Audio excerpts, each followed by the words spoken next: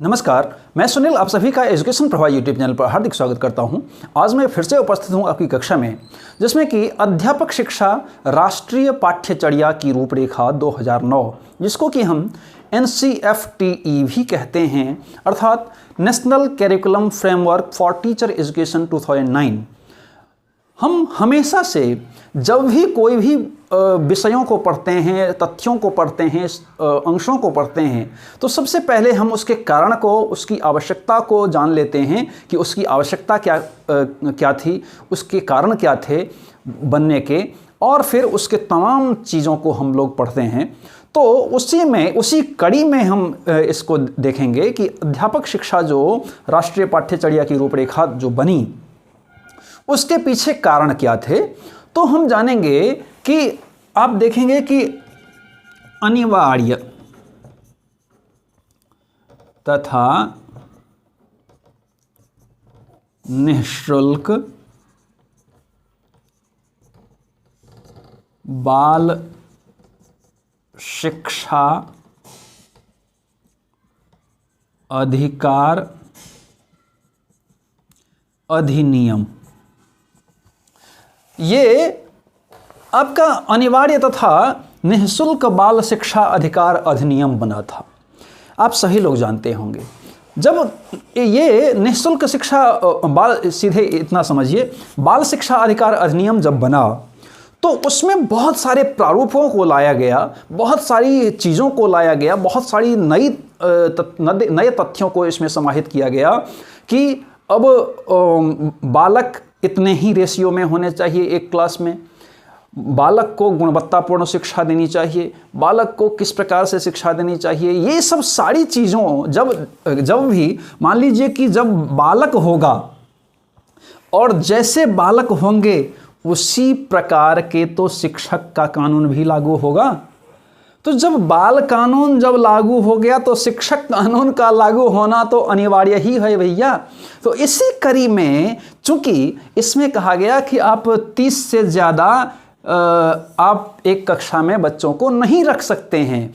जब नहीं रख सकते हैं तो इसमें शिक्षक, अब 30 पर एक शिक्षक की भी तो आवश्यकता पड़ेगी। तो उसी कड़ी में इसमें ये भी बातें, बहुत सारी बातें हालांकि शामिल की गई है, मैं एक एक कड़ी को बताऊंगा। तो आप जब देखेंगे तो अब बहुत सारे शिक्षकों की आवश्यकता भी पड़ जाती है। जब आवश्यकता पड़ जाती है तो जब शिक्षकों की आवश्यकता पड़ेगी तो उनके पाठ्यक्रम की भी आवश्यकता तो पड़ेगी, पाठ्यचर्या की भी आवश्यकता तो पड़ेगी। तो अब तक जो चला आ रहा था पाठ्यक्रम, पाठ्यचर्या जो चली आ रही थी, वो काफ़ी पुराने ढर्रे पर चले आ रहे थे, वो बहुत पुराने पड़ गए थे, उसकी प्रासंगिकता कहीं ना कहीं धूमिल सी पड़ती जा रही थी।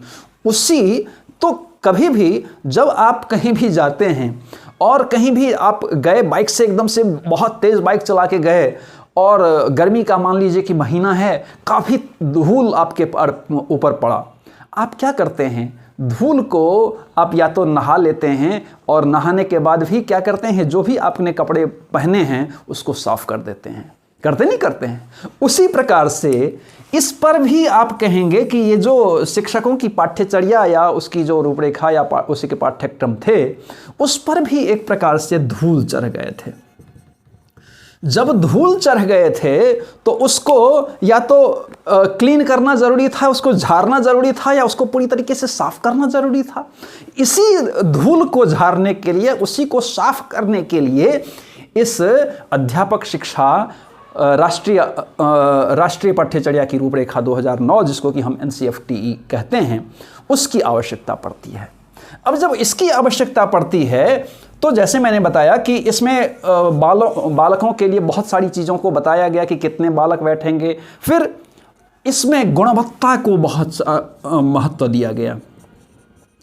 जब गुणवत्ता को महत्व दिया गया तो अब शिक्षकों के पाठ्यक्रम में भी तो गुणवत्ता की ज़रूरत पड़ेगी। तो चूंकि शिक्षकों की भी ज़रूरत पड़ेगी, अब देखिए कि शिक्षक में अब एक तो गुणवत्ता हो गया, एक तो गुणवत्ता हो गया और दूसरा अर्थात क्वालिटी, क्वालिटी और दूसरा क्वांटिटी। दोनों मात्रात्मक, मात्रा लिखिए, तो मात्रा और गुणवत्ता दोनों की ही जरूरत यहां पर पड़ती है। जब यहां पर दोनों की जरूरत पड़ती है तो अब इसको, क्योंकि उस समय तक बहुत सारे शिक्षक नहीं थे या बहुत सारे पद खाली थे, या फिर अब चूंकि इसमें आमूलचूल परिवर्तन की जरूरत पड़ गई। जब ये निःशुल्क एवं बाल शिक्षा अधिकार अधिनियम जब लागू हुआ, उसके बाद आमूलचूल शिक्षा के ऊपर आमूलचूल परिवर्तन लागू होने की आवश्यकता पड़ गई। तो इसमें मात्रात्मक भी और गुणवत्तापूर्ण भी, इसी चीज़ों को एक प्रकार से क्या उसको रूपरेखा देने के लिए, एक दशा और दिशा देने के लिए इसकी यह जरूरत पड़ती है। अब हम समझते हैं कि ये जो NCFT बना, तो ये मूल रूप से अगर हम देखेंगे तो आप देखे होंगे कि NCF 2005 ये 4 वर्ष पहले बना हुआ था। तो जब बना हुआ था तो इसी के आधार पर आप कह सकते हैं कि इसी के आधार पर क्या बनता है, NCFT 2009। अब ये जब बनता है तो इसमें बहुत सारी चीज़ों को इसमें शामिल किया जाता है, जैसे कि जो शिक्षक हैं तो उनके शिक्षक के जो शिक्षण हैं, उनकी जो गतिविधियां हैं, उनका जो डाटाबेस है, उनका जो शिक्षण है, उनका जो प्रशिक्षण है, सारी चीज़ों को इसमें लागू कर दिया जाता है। तो इसमें कहा गया कि आप जो भी ये +2 वाले हैं, अर्थात जब DLED या BTC वगैरह जो डिप्लोमा कोर्स होते हैं प्रशिक्षण के से संबंधित, उसमें उन्होंने कहा कि कम से कम जो भी, अगर मान लीजिए कि जो आते हैं, पहले BEd कितना साल का था, BEd जो था वो था आपका 1 साल का। तो उन्होंने सबसे पहले कहा कि ये जो भैया आप BEd 1 साल का है, उसकी प्रासंगिकता खत्म सी मानी जा रही है, उसको आप कम से कम 2 साल का कर दें। उसी के बाद ये 2 साल का हुआ था, 2 साल का कर दें। फिर आप ये जो इसमें अर्थात पढ़ाने के लिए ये BEd और स्नातक होना ज़रूरी है। फिर इसके पहले आप देखेंगे कि 10+2 के बाद जो आप पढ़ाते थे, तो उसमें क्या होता है कि आपका DLED BTC वगैरह का कोर्स जो है, उसमें भी बहुत सारी गुणवत्ता को इसमें सुधारात्मक कदम माना जा रहा है। क्योंकि यहाँ पर जो 10+2 करके जो आते हैं और वो केवल प्रशिक्षण लेते हैं, तो उनका प्रशिक्षण बहुत ज़्यादा अच्छा नहीं है आज के समय में है। तो उसको आज के समय में अच्छा हो, चूँकि बालक को हम पढ़ा रहे हैं, तो हम बालक को पढ़ा रहे हैं, तो किसी भी एक नज़रिए से अगर हम बालक को टीच करें तो वो संभव नहीं है, बालक का चहुमुखी विकास संभव नहीं है। इसके लिए हमें क्या करना होगा, गणित को भी पढ़ना होगा, अंग्रेजी को भी पढ़ना होगा, पेडागोगी को भी पढ़ना होगा, मनोविज्ञान को भी पढ़ना होगा, दर्शन शास्त्र को भी पढ़ना होगा, बहुत सारे शास्त्रों को पढ़ना होगा, प्रबंधन को पढ़ना होगा। तो इन्होंने कहा कि इसके बाद, क्योंकि ये +2 करके अभी अभी आए हैं, तो इनको बहुत सारा खुद ही नॉलेज नहीं है।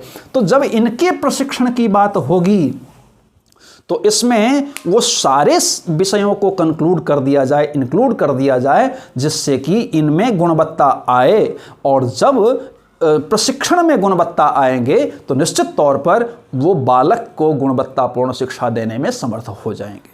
तो इसलिए इसकी गुणवत्ता में सुधार की ज़रूरत पड़ी। फिर इन्होंने कहा कि जो भी BEd वाले होते हैं, तो BEd में भी जो 1 साल का कोर्स है वो बहुत हद तक अच्छा नहीं है। तो इसका आप जो ये इंटर्नशिप, फिर इन दोनों के इंटर्नशिप पर भी बात करी है कि इसमें सबसे पहले कहा कि 2 वर्ष का कम से कम होने चाहिए, और फिर ये दोनों वर्षों में आप क्या करेंगे, तो ये 6 से 10 सप्ताह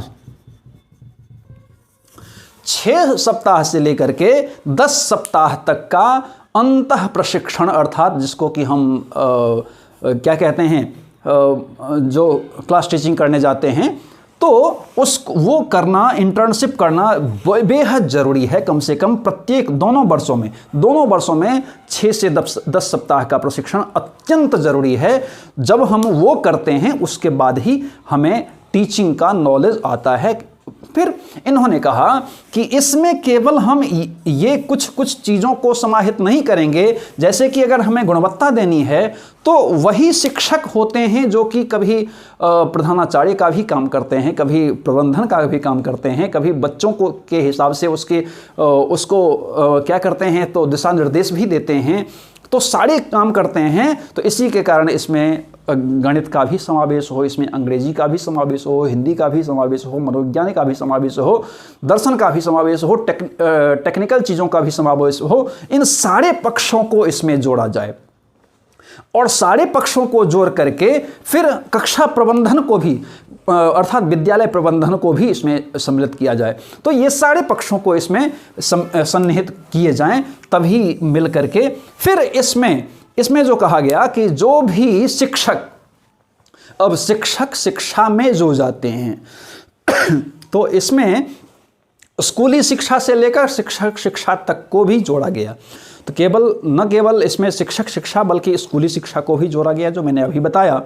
अब शिक्षक शिक्षा पर भी इन्होंने कहा कि जो भी प्रशिक्षण देने जाते हैं, तो जो अब प्राइमरी शिक्षक को प्रशिक्षण देने जाते हैं या फिर जो हायर सेकेंडरी या सेकेंडरी लेवल के शिक्षक को प्रशिक्षण देने जाते हैं, उनकी क्या क्वालिफिकेशन होनी चाहिए। तो इसमें यह बताया गया कि कम से कम जो स्नातक लेवल है, तो स्नातक लेवल के साथ बीएड कम से कम होने चाहिए और साथ में एमएड की व्यवस्था भी की जाए। और अगर ये कम से कम बीएड इसको अर्थात जो +2 वाले जो प्राइमरी शिक्षक जो होते हैं उनको पढ़ाने के लिए कम से कम बीएड स्नातक और पोस्ट ग्रेजुएशन कम से कम होने ही चाहिए।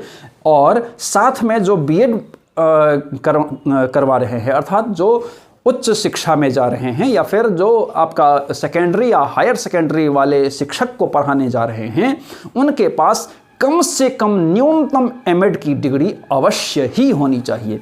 अब एमएड की डिग्री में भी उन्होंने कहा कि एमएड की डिग्री को भी सुधार करना आवश्यक होगा। इसमें जो अभी चला आ रहा 1 वर्ष का है उसको भी बढ़ाकर कम से कम 2 वर्ष का कर दिया जाए और साथ ही इसके भी इंटर्नशिप के जो प्रावधान हैं उसको थोड़ा सा जटिल बनाया जाए, ताकि जटिल का मतलब यहाँ पर वो एकदम से उलझा हुआ नहीं, बल्कि जटिल का मतलब यहाँ पर इफ़ेक्टिव बनाया जाए का मतलब यहाँ पर ये है कि इफ़ेक्टिव बनाया जाए जिससे कि बच्चे बहुत बेहतर ढंग से जान सकें। अब यहाँ पर इन्होंने कहा कि जो एमएड की जो डिग्री है, एमएड का जो पाठ्यक्रम है उसमें आमूलचूल बदलाव करने की ज़रूरत है, क्योंकि आज के समय में वो बहुत ज़्यादा प्रासंगिक नहीं है, उसमें बहुत सारे नए तथ्यों को सम्मिलित करना आवश्यक है। फिर इन्होंने टीचिंग लर्निंग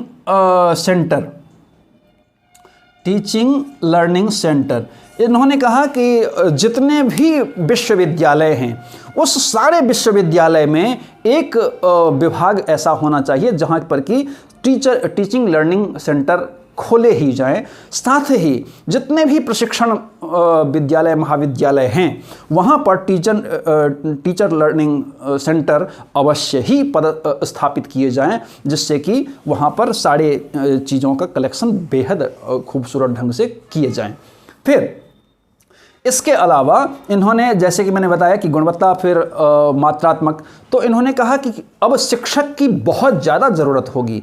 तो बहुत ज़्यादा ज़रूरत होगी तो हमें गुणवत्ता को उस समय में जब अधिकाधिक शिक्षकों की ज़रूरत होगी उस समय में बहुत ज़्यादा ज़रूरत पड़ जाती है किसकी? गुणवत्ता की, क्योंकि उसी समय में गुणवत्ता का हेर फेर का चांस बहुत ही ज़्यादा होता है। तो इसीलिए जितने भी शिक्षक प्रशिक्षण से संबंधित कॉलेजेस या महाविद्यालय या विद्यालय हैं उन सभी में ये प्रासंगिक कर दिए जाएं कि किस प्रकार का रिक्रूटमेंट किया जाए। फिर इन्होंने सेवारत और मतलब सेवा पूर्व और सेवारत शिक्षक के लिए भी इन्होंने बताया कि जो सेवा पूर्व होते हैं, तो सेवा पूर्व तो अपने खुद से पहले ही वो प्रशिक्षण ले लिए होते हैं, उनको फिर बार बार उनको भी क्या करने चाहिए, रिफ्रेशमेंट होना चाहिए, जैसे संगोष्ठी के माध्यम से, कार्यशाला के माध्यम से, अन्य माध्यम से, रिफ्रेशर कोर्स के माध्यम से उनको फिर से अलग अलग प्रकार से गुणवत्ता को उनको बढ़ाया जाए। फिर जो सेवा पूर्व हैं, सेवारत हैं, तो सेवारत में जिन्होंने मान लीजिए कि नहीं प्रशिक्षण प्राप्त किया है, उनके लिए भी प्रशिक्षण की अवश्य निश्चित रूप से वो क्या किया जाए, व्यवस्था की जाए, जिससे कि वो भी उन चीज़ों को के बारे में समझें, जानें। और साथ ही जब भी ये ग्रीष्मकालीन या ये जो सर्दी में जो छुट्टियां होती हैं, उसमें जो भी छुट्टियां पड़ती हैं, उसमें एक प्रशिक्षण कार्यशाला की व्यवस्था की जाए, जिससे कि इन सभी शिक्षकों को क्या किया जाए, तो नवीनतम चीज़ों से जोड़ा जाए।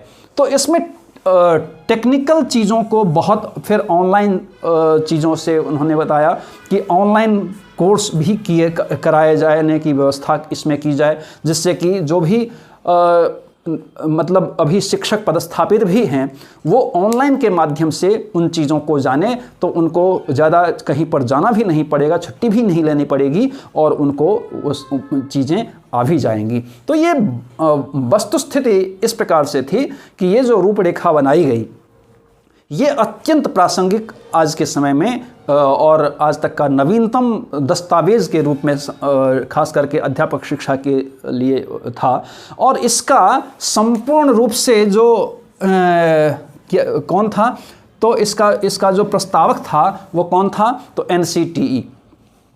एनसीटीई ने ही इसकी व्यवस्था संपूर्ण रूप से की थी, क्योंकि वो अध्यापक शिक्षक प्रशिक्षण परिषद जो है वो खुद ही अपने अध्यापक शिक्षा के लिए ही काम करता है, तो उसी को जिम्मा दे दिया गया भारत सरकार के द्वारा। तो मुझे लगता है कि कम समय में आप इस NCFTE को आप बेहतर ढंग से जाने होंगे। इसी प्रकार से पढ़ने के लिए आप एजुकेशन प्रभाव यूट्यूब चैनल को सब्सक्राइब कीजिए, लाइक कीजिए, कमेंट कीजिए, शेयर कीजिए, और साथ ही बेल आइकन को जरूर प्रेस कीजिए, ताकि आपको आने वाले सभी वीडियो मिलती रहे। धन्यवाद।